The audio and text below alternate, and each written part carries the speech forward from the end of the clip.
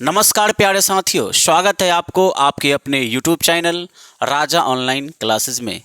साथियों, काफ़ी दिनों के बाद मैं आज वीडियो शूट कर रहा हूं। जैसा कि आपको पता होगा कि आज से लगभग 3 महीना पहले हमारा बाइक एक्सीडेंट हुआ, जिसमें हम घायल हो गए बुरी तरीके से। हमारा पैर फ्रैक्चर हुआ था और हम आपके बीच उपस्थित नहीं हो पा रहे थे, क्योंकि हम उस स्थिति में ही नहीं थे कि आपके लिए मैं वीडियो शूट कर पाऊँ या लाइव क्लास ले पाऊँ। थोड़ा सा पहले से सुधार है बच्चों, इसलिए मैं सोचा कि अब मुझे उनके लिए, उन सभी बच्चों के लिए तैयारी करवाना बहुत ज़रूरी है ताकि एग्ज़ाम में अच्छा कर सकें। चलिए, समय को ना गंवाते हुए आज के इस वीडियो में हम बात करने वाले हैं कुछ इम्पोर्टेंट क्वेश्चन की। प्यारे साथियों, आपको थंबनेल देखकर ये समझ में आ गया होगा कि आज की इस वीडियो में क्या होने वाला है। साइंस का कुछ इम्पॉर्टेंट क्वेश्चन मैं आपके बीच लेकर उपस्थित हूँ, 2 नंबर वाले।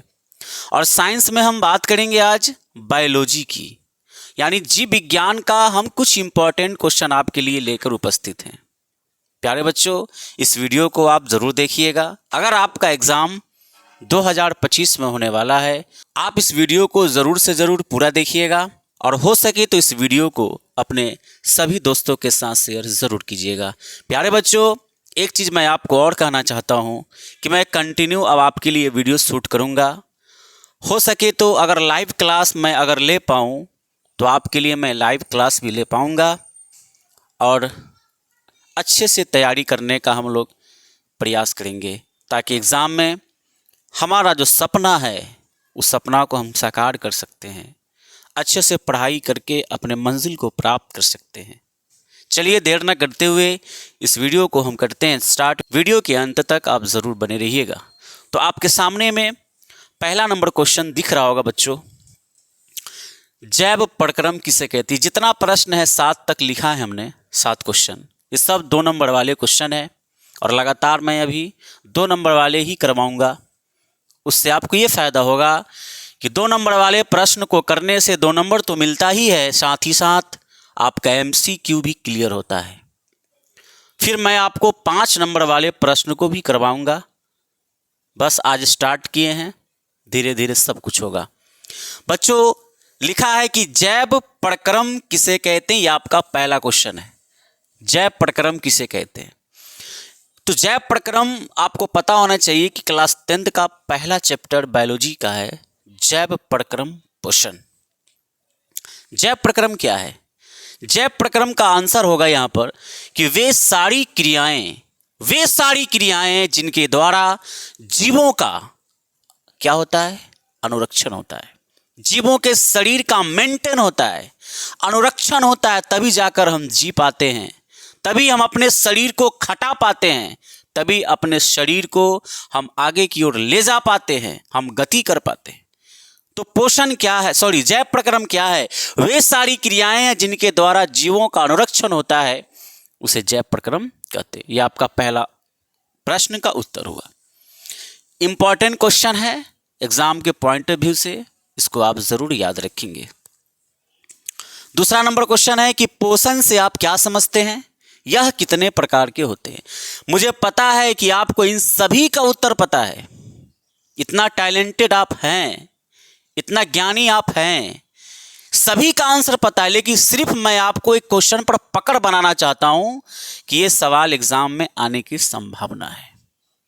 मैं गारंटी तो नहीं दे रहा हूं कि ये प्रश्न एग्जाम में आएगा, लेकिन ये सारे प्रश्न कहीं ना कहीं किसी न किसी साल पूछे गए हैं और बिहार बोर्ड के पास उतना कहां से क्वेश्चन आएगा नया नया। उसी पूछे हुए प्रश्न को दोहराता है, हर साल दोहराता है।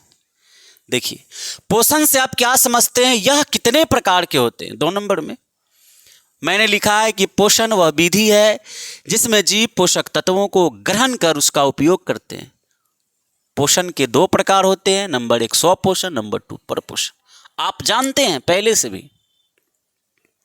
पोषण एक विधि है जिसमें जीव पोषक तत्वों को ग्रहण करता है। पोषक तत्व मतलब वही पोषक तत्व, कार्बोहाइड्रेट, प्रोटीन, वसा, विटामिन, खनिज, लवण, ये सब कुछ प्राप्त करता है पोषण के जरिए। पोषण एक विधि है और ये दो तरह की होती है, एक स्वपोषण, दूसरा परपोषण। आपको ये भी पता है कि स्वपोषण और परपोषण क्या होता है। अगला प्रश्न यही है, स्वपोषी और परपोषी में अंतर लिखें। ये आपका अगला प्रश्न है।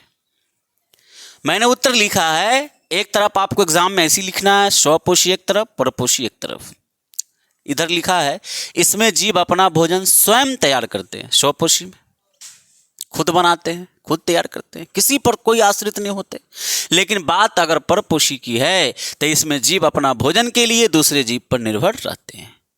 इससे हम लोग, मानव, जानवर, लेकिन पेड़ पौधे ऐसा नहीं करते। स्वपोषी के नंबर 2 में आप लिख सकते हैं कि यह केवल हरे पेड़ पौधों में होता है। ये तो आप सोच सोच कर लिख सकते हैं, आप ये भी जानते हैं, मुझे ये भी पता है। परपोषी में आप लिखेंगे कि यह केवल जीव जंतुओं में होता है, और अगला आप लिख सकते हैं स्वपोषी में कि इसमें क्लोरोफिल पाया जाता है। अब ये क्लोरोफिल क्या है? क्लोरोफिल एक रंजक है बच्चों। कैसा रंजक है? इसी रंजक के कारण ही तो पेड़ पौधों की पत्तियां तथा उनके कुछ भाग हरे होते हैं, इसी क्लोरोफिल के कारण। आपके अंदर खून है, उसका रंग लाल है। क्यों लाल है? हीमोग्लोबिन के कारण। उसी प्रकार क्लोरोफिल के कारण इसका जो है पेड़ पौधे की पत्तियां हरी होती है। इसमें लिख सकते हैं इसमें क्लोरोफिल नहीं पाया जाता। आप में, हम में किसी तरह का क्लोरोफिल है? नहीं है। आगे की बात करते हैं। अगला प्रश्न आप देख सकते हैं, आपके सामने में अगला प्रश्न है कि प्रकाश संश्लेषण किसे कहते हैं? इसके लिए समीकरण लिखें। अब बताइए कि कितना आसान प्रश्न है। आप इसको क्लास 6 में भी पढ़े होंगे, साइंस में वहां भी पढ़ने को मिलता है। तो ये इतना घिसा पीटा सवाल है, इतना घिसा पीटा सवाल है जिसका जवाब नहीं। लेकिन घिसा पीटा तो है, लेकिन ये क्वेश्चन बड़ा इंपॉर्टेंट है, इसलिए क्लास 10th में भी ये सवाल पूछ दिया जाता है। खास क्वेश्चन है ये, इसलिए आसान है। उसे भी पता है जो पूछ रहा है सवाल आपसे, और आपको भी पता है क्योंकि इसका जवाब आपको बचपन से पता है। और बचपन से पता होने के बाद भी अगर 55 की उम्र में आप मैट्रिक में न लिख पाएं तो वह बचपन और 55 के बीच का जो दूरियां हैं वो कैसे होगा सर? वह प्रक्रिया जिसमें हरे पेड़ पौधे सूर्य से प्रकाश, वातावरण से CO2, जड़ से खनिज, लवण, जल तथा क्लोरोफिल की उपस्थिति में अपना भोजन स्वयं तैयार करते हैं, उस प्रक्रिया को ही प्रकाश संश्लेषण कहते हैं। क्योंकि भारी बात तो नहीं है, आप इसको आसानी से याद रख सकते हैं। भाई, सूरज से प्रकाश मिलती है, वातावरण से CO2 मिलता है, जड़ से आप खनिज, लवण और जल देते हैं, पत्तियों में क्लोरोफिल होता है। ये सारी कुछ उसको मिला और पेड़ पौधे अपना भोजन तैयार किए, और तैयार किए, यही प्रक्रिया तो प्रकाश संश्लेषण हुआ। अब प्रकाश संश्लेषण एक रासायनिक अभिक्रिया है, इसलिए इसका रासायनिक समीकरण पूछ लिया जाता है। इसलिए पूछा आपसे कि इसके लिए समीकरण लिखे। रासायनिक अभिक्रिया क्या होता है भाई? एक नया पदार्थ का बनना रासायनिक अभिक्रिया है। जब तक एक नया, जैसे बहुत सारे चीजों को मिलाएं या दो चीज को आप मिलाएं, एक नया चीज बना, बिल्कुल वो दोनों से अलग गुण वाला चीज बना, तो रासायनिक अभिक्रिया है। जैसे समीकरण इसका क्या है? क्योंकि प्रकाश संश्लेषण के लिए CO2 चाहिए, कार्बन डाइऑक्साइड, H2O चाहिए, जल चाहिए, जो हम अपने मतलब जड़ से दे दिए उसको। सूर्य की प्रकाश उसे मिला, सूरज से क्लोरोफिल की उपस्थिति हुई, और ये दोनों रिएक्शन किया तो बनाया C6H12O6, और यही है पौधों का भोजन, जिसे आप ग्लूकोज कहते हैं। साथ ही साथ ऑक्सीजन आया, जो मानव के लिए फायदेमंद है, जो जीव श्वसन कर में इसका काम आते हैं, और H2O यानी कि जल। तो ये चीज बना। तो ये आप इस समीकरण को याद रखेंगे, बड़ा आसान समीकरण है, इसको आसानी से याद रखा जा सकता है। प्रकाश संश्लेषण प्रक्रिया के लिए आवश्यक पदार्थों के नाम लिखें। ये अगला प्रश्न है। मतलब सेम इसी क्वेश्चन का थोड़ा सा अपर क्वेश्चन होगा, जिसको बोलते हैं आप कि ये एक मॉडर्न क्वेश्चन है ना, मतलब एक नया क्वेश्चन है, कुछ नहीं। इस बात को आपने ऐसे फैला कर लिखा, इसको आप शॉर्ट में लिखिए कि प्रकाश संश्लेषण प्रक्रिया के लिए, यानी प्रकाश संश्लेषण के लिए ही क्या क्या चाहिए, नाम बताइए उसका। तो आपने क्या दिया था उसको? भाई सूरज से प्रकाश दिया, वातावरण से CO2 दिया, जड़ से खनिज लवण जल दिया, यही तो दिया। क्लोरोफिल उसकी पत्तियां में था, प्रकाश संश्लेषण हुआ। आप लिख सकते हैं ना कि क्लोरोफिल चाहिए, सूरज की प्रकाश चाहिए, CO2 चाहिए, जल चाहिए। कितना आसान है, अगर एग्जाम में आए प्रश्न छूट जाए तो। नंबर 6, सजीव के मुख्य 4 लक्षणों को लिखना है। कोई भी जीव सजीव है, कोई भी जीव, हम सजीव हैं, तो मेरा लक्षण क्या है कि हम सजीव हैं।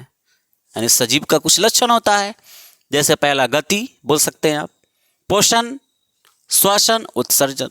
भाई जो सजीव होगा उसमें गति होगा, वह एक जगह से दूसरी जगह जा सकता है। पोषण, पोषण तो अभी आपको मैंने बताया कि विधि है जिसमें जीव पोषक तत्वों को ग्रहण कर सकता है। अब जो सजीव होगा वह कुछ खा सकता है ना भाई, अब खा सकता है, उसके अंदर सांस की क्रिया हो सकती है, वह श्वसन कर सकता है।